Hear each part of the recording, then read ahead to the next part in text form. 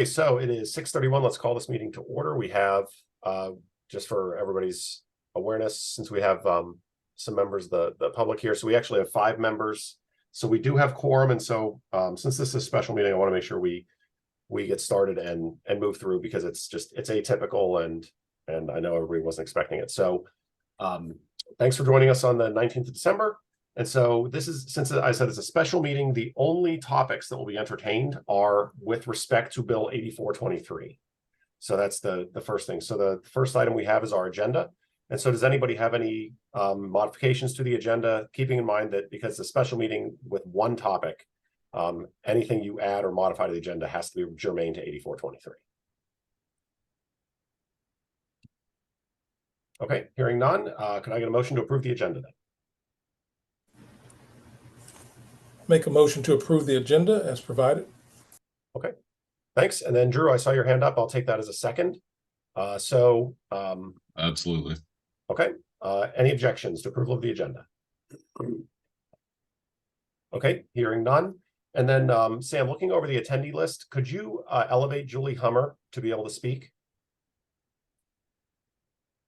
I just gave her the panelist rights. If she accepts, she should pop right up. Okay, There perfect. All right. We'll just make sure she can join. And all right, so thanks, Julie, for attending as well, because I think having your review actually will be very valuable for the committee, since you were basically the big author behind most of the amendments. Yes. So happy to be here to weigh in on everything. Okay, perfect. Thank you.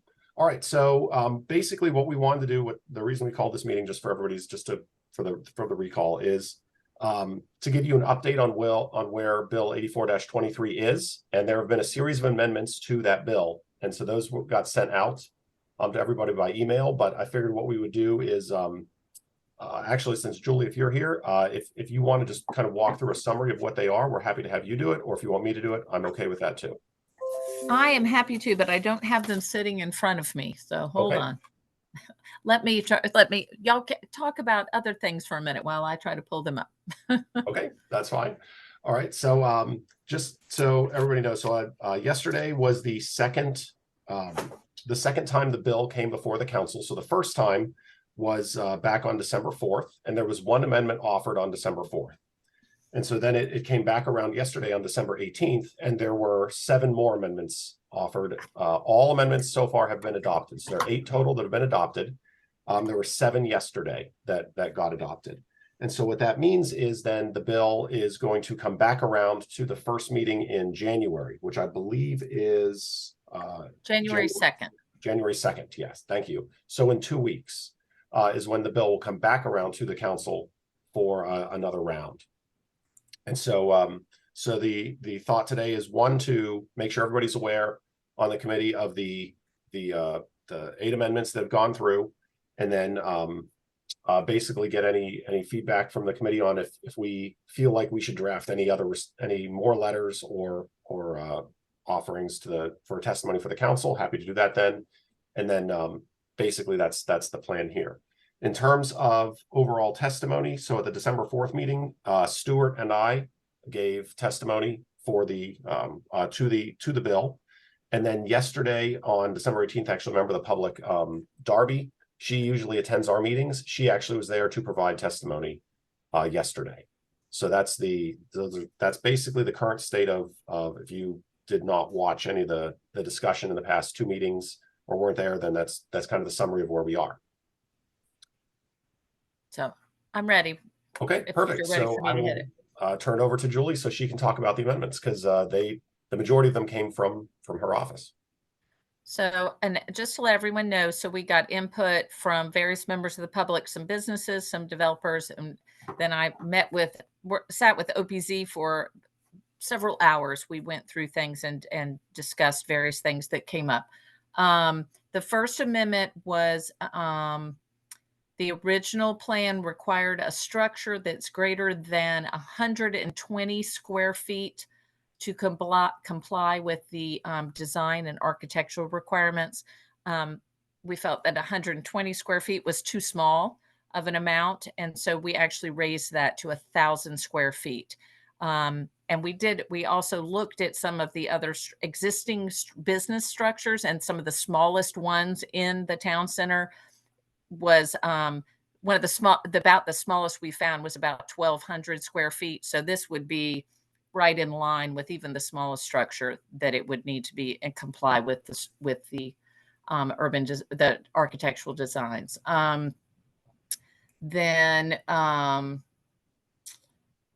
Then there was we had a clarification, just some language that was a little confusing and regarding the master plan superseding other provisions of the code. So we just changed that language to match similar language that's in other pieces of the code. So it was consistent across all areas.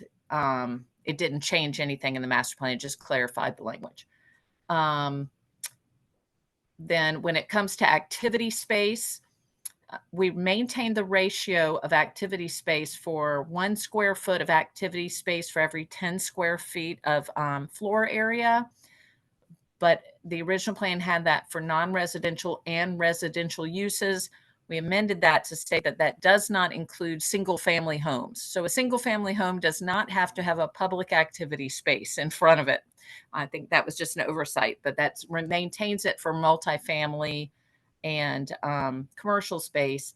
And it also removed the requirement that within the district that 50% of the total activity space would be public activity space. Because like, for instance, for some of our multifamily homes, to have it all be public when some of their activity space is going to be more private for their residents. And so we just removed that. They still have to have the same amount of activity space, but it's no longer a requirement that at least 50% be public space. We removed the requirement for structured parking. The original bill had that if you had more than 200 units, you had to have basically had to have a parking garage. The feedback we received from a number of people that this could be very cost prohibitive for certain projects because parking garages are very expensive. And we looked at some of the existing projects, such as Academy Yards, which is more than 200 units, but does not have a parking garage, and really has it managed just fine without the structured parking. So that is no longer a requirement. They can still choose to do structured parking if they want to, if that pencils out best for their site and for their finances, but it is no longer a requirement. And we changed bicycle parking. The original plan had said there had to be covered or protected bicycle parking at businesses and commercial and residential spaces. We took out the requirement for commercial space and made it just that multifamily dwellings, apartments have to have covered parking for bikes. But it is not required for the commercial spaces. The next one was just about the maximum letter size for certain signs in the, and we changed that to that the maximum letter size will now is 12 inches. So that was, I forget what it was before, but that's just a small thing. And It was then 8, Julie. it was 8 and now it's 12. So it could be a little bit bigger so you can see it a little more. And we also removed a restriction for hanging signs because of it was too restrictive for the size of stores. And so we just took that out altogether. And that was it for those things for this time. So that was a real quick rundown. So happy to answer any questions that came up about that. Hey, Julie, can I also point out that all these amendments were supported by the administration and planning and zoning? Yes. Yeah, and I also want to make sure we get to the First Amendment on the first night, which was the roads, which is the biggest issue of everything. So yes, all of these were supported by the administration. And the big thing was, a big part of what we want from the town center plan, the master plan, is to increase some of our flexibility to encourage the kind of development that we want within the town center. And so we want to some things that might be too restrictive. We want to give the added flexibility for businesses to come. So for instance, some of the things around signage or the structured parking that really could impede attracting businesses to come, we did away with that so that there's greater flexibility. There will be I met again with OPZ for a couple of hours this afternoon. There will be some more amendments coming right now, probably four or five, I think we're working on, that will be coming at the next two meetings. A couple of them are very specific to specific properties within the town center that needs some sort of change from their zoning that, historically they need to be switched to a new zoning category or something. So we're working through that on some details with that. But none of these are a major change to the overall vision of the town center. And it's still much less. So the Parole Town Center had 29 amendments when it came through. We are going to fall in under that 29. So which means we had it in good shape to start with. And by the way, it's referred to now as Hummerville. It's not Odenton anymore. No. But and people are that the only one last night that really created some discussion was about the structured parking, no longer requiring the structured parking.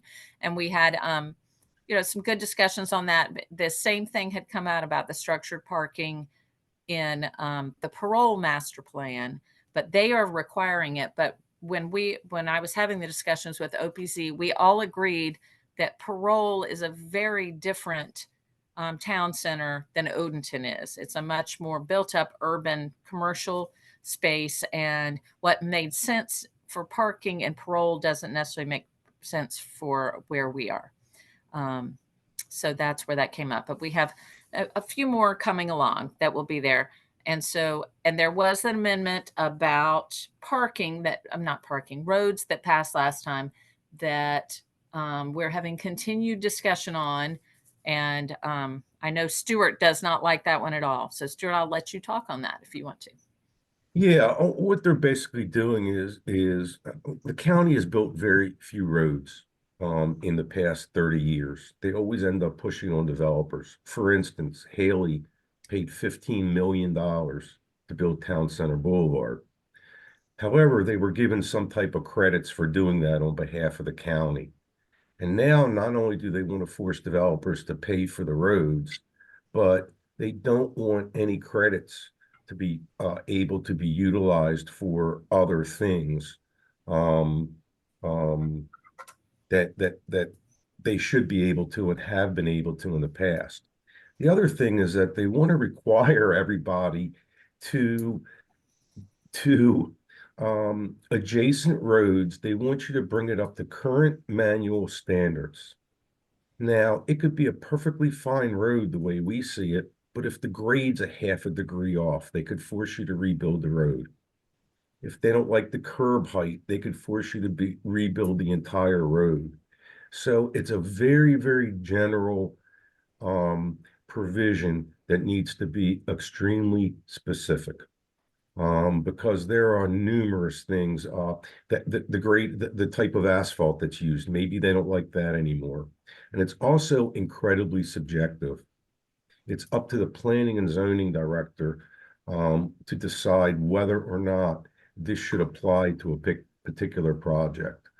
And I don't think that that's fair at all for a judgment decision to be made for various reasons. But that's really, it's just a tremendous concern. People last night testified for the housing bill, which was defeated. I have mixed emotions because I really want to help provide affordable housing, and I'm working on a project right now.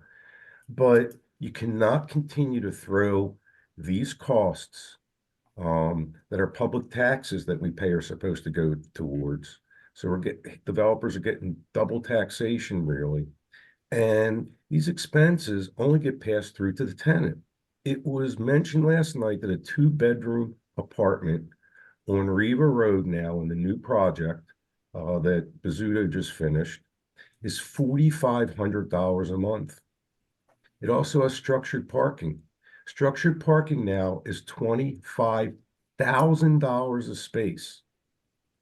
all of these things get added to the cost of the project and get divided amongst the units. And it's just becomes prohibitive, and you can't force developers to build. You can put all these costs on them, but you can't force them to build. EDUs, I've mentioned before, are a big project, and we have hotel developers that want to be in Anne Arundel County. They won't come anymore. $1 million in EDUs for a 125 unit hotel, and it can't be factored in. So that's one of the reasons affordability is waning. I do understand the environmental cost or concern with regards to surface parking, but the restrictions for stormwater management now are so high that you could literally drink the water that comes out of our projects these days. They're 95% clean. So anyway, it's just, again, adding that road component onto a project that should be a county issue is a concern, tremendous concern. And it will cause developers to pause. And again, the structured parking as well, which, look, if you can get more units and the numbers make sense, and also you don't have to do an entire project with structured parking. Maybe you provide 100 out of 200 units, and it allows a developer to build 20 more units, and the math pencils out. So that's really possible to happen. There also aren't that many parcels left that you're going to get that large of a project in the town center area. Right. Yeah, other than Haley's projects, there really aren't any. And the train station, when they eventually build residential there, the parking garage is a portion for them as well. So, that's really not an issue. So that's my take on that particular amendment, which I really feel is a problem.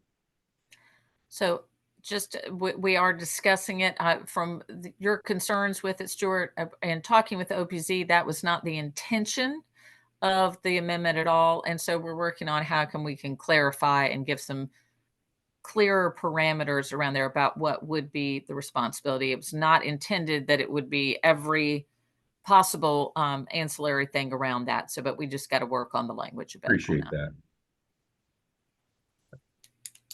Thanks, Julie and Stuart, for the summaries of all of that. Does anybody have any questions? I mean, from what you've heard so far?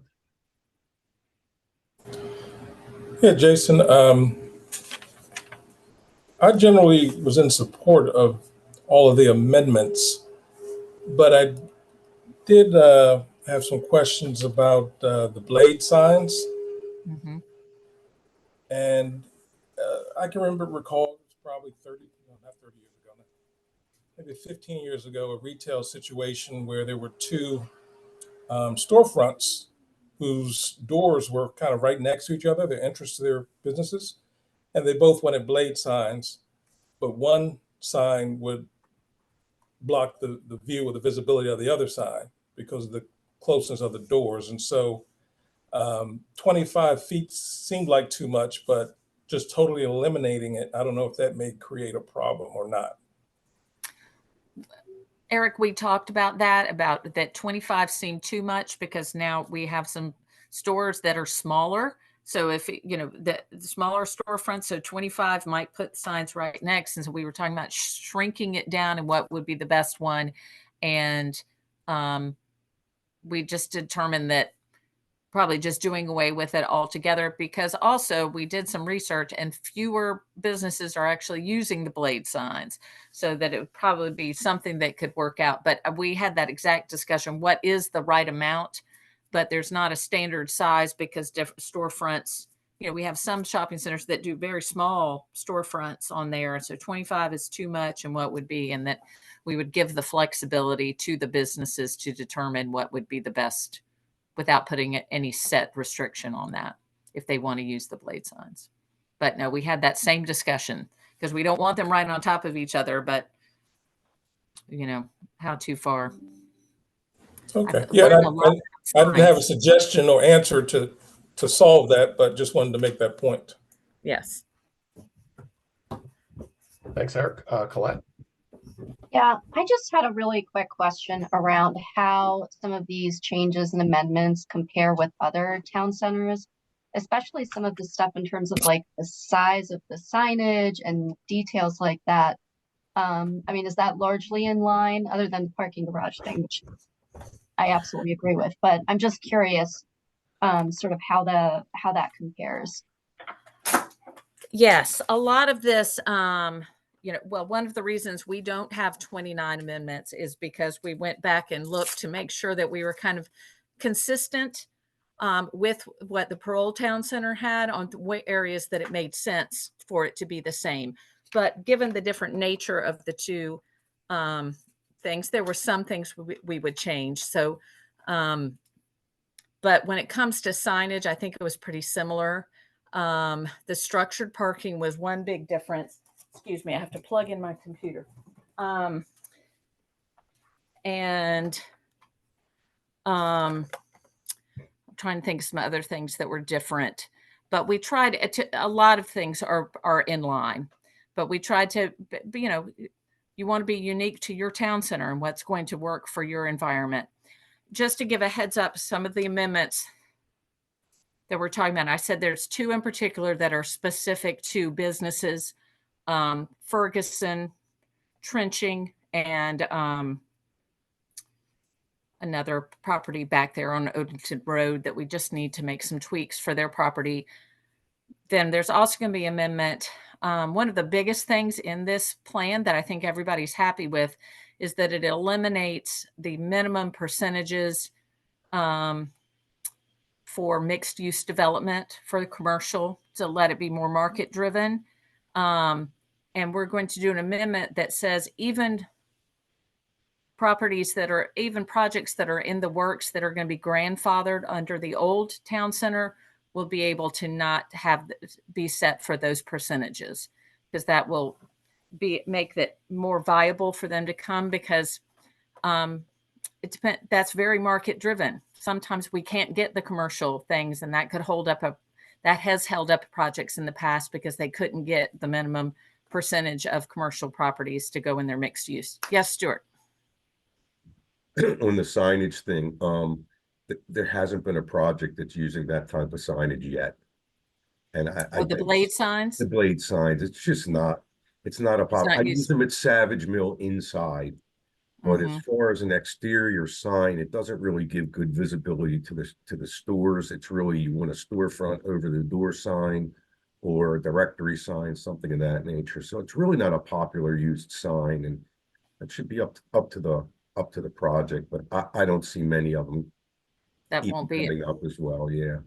So that's good to hear too, that comes through. So we're going to have an amendment about grandfathering and for grandfathered projects and new projects about the doing away with the mixed use minimum percentage requirements.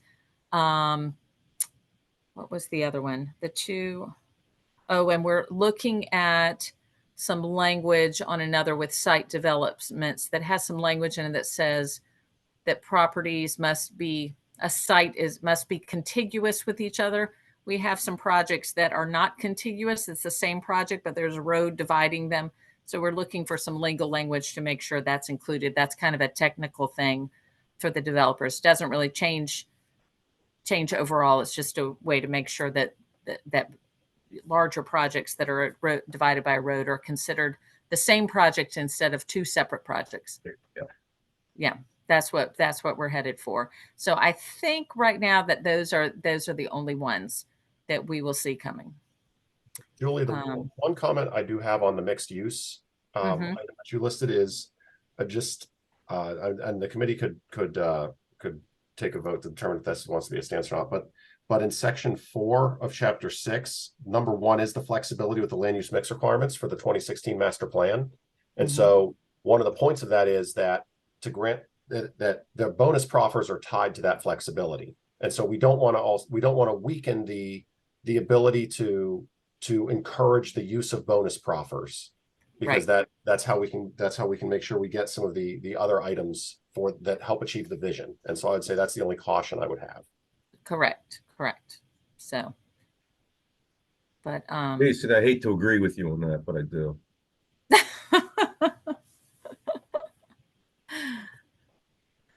so, but no, it's been a good discussion, and the council is has been very supportive of everything, and we appreciate Stuart and Jason coming out. And I don't know if y'all know, Jason got an award for his leadership and his work on the council from the county executive a week or so ago. So congratulations, Jason. Well deserved.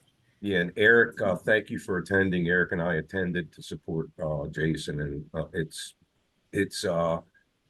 duly received and Yes. deservedly received, rather. COVID still got me a little bit. So, and let me just say, Sam, I just gave this quick overview of everything, and Sam's been in all these meetings with the OPC too. Did I cover it all correctly? Did I forget anything?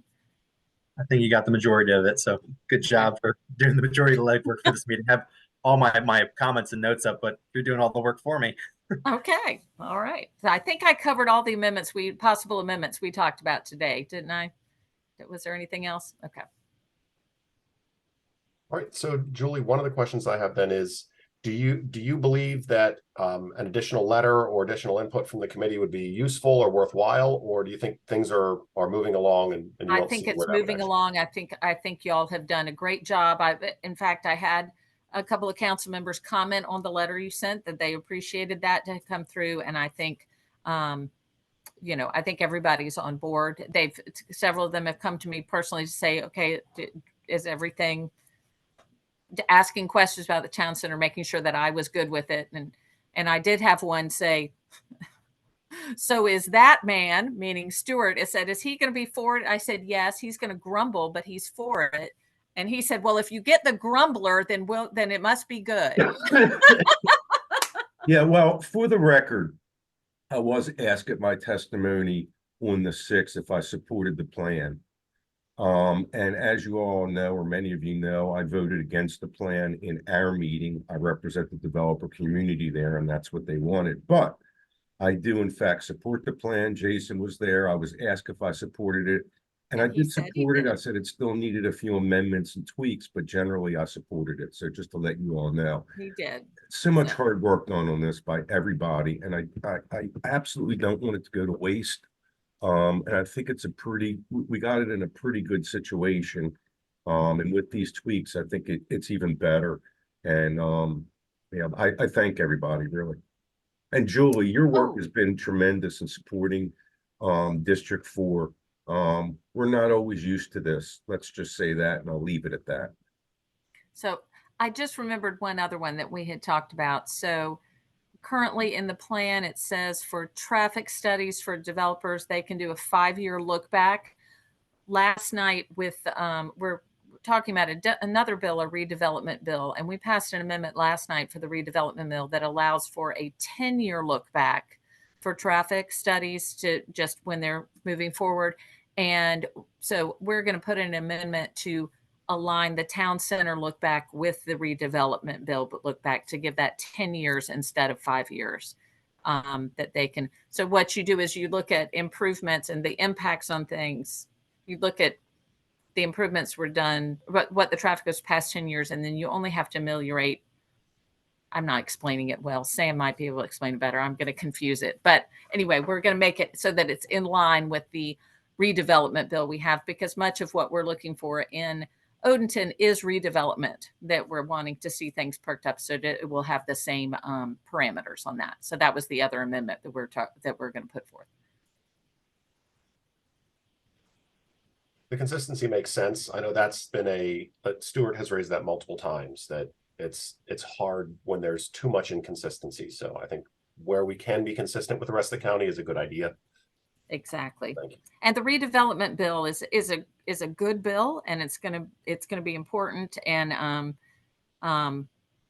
think I think the redevelopment bill is actually incorporating a lot of the concepts that we have in the town center bills to allow some more flexibility to encourage redevelopment of some of our, let's be honest, kind of some of our blighted areas, that we want to see rebuilt or revitalized, such as Academy Yards or some of our other things. And so So just, yes, to get them all in sync so that it gives some incentives to investors to move in and invest in our communities. A lot of the stuff in front of Fort Meade too, that's dilapidated and old, that this will give an opportunity for incentives to redevelop and, redevelop Exactly. existing buildings, and everybody, is encouraging that and wants that. So it's a good bill. It is a good bill. It's kind of, we all know some of those old stores and strip malls and strips along there. I mean, there was no stormwater management back in 1965 when they were built. And so anything we get increased businesses, increased tax base, better things, and better environmental outcomes. So we want to encourage all of that. Makes sense. Okay, any other questions from committee members? Or comments? Doesn't have to be questions. Okay, so so based on the recommendation from Julie, it sounds like that from her stance, nothing additional is needed from the OTCAC on this, which if the committee agrees, then I have no issues with that. Okay, so yeah, I also want to echo what Stuart said as well, Julie. Thank you for taking the lead and running and seeing this through, because I think I know without you helping push this, it definitely would not be making it. So thank you. Glad to do it. Now I just want to see, now what we all want to see is, now we want to see results from it. We want to see the business and development and the growth coming to the area. So. And Sam, I encourage your OPZ to really push these things when it's in the town center and get these things pushed out and not let them drag on and on. Sometimes it's just not necessary. That's all. Right. Okay. Well, so then on that actually would be the end of the, like, any other topics. So if there's anything else on 8423, happy to discuss now, but I don't want to keep everybody. All right. Thank you, Julie. I know it's like, this is a lot for you to spend an evening with us. So thanks for taking a little bit of time. No problem. Thank you all for coming. Thank you all for your time and commitment, and happy holidays to everyone. Happy holidays. Happy holidays. So can I get a motion to adjourn before everybody logs out? Motion to adjourn for a happy holiday. Second. Okay, Stuart, thank you. Any objections? All right, hearing none. Thank you, everybody. Thank you from the public for attending. We stand adjourned at 7:04.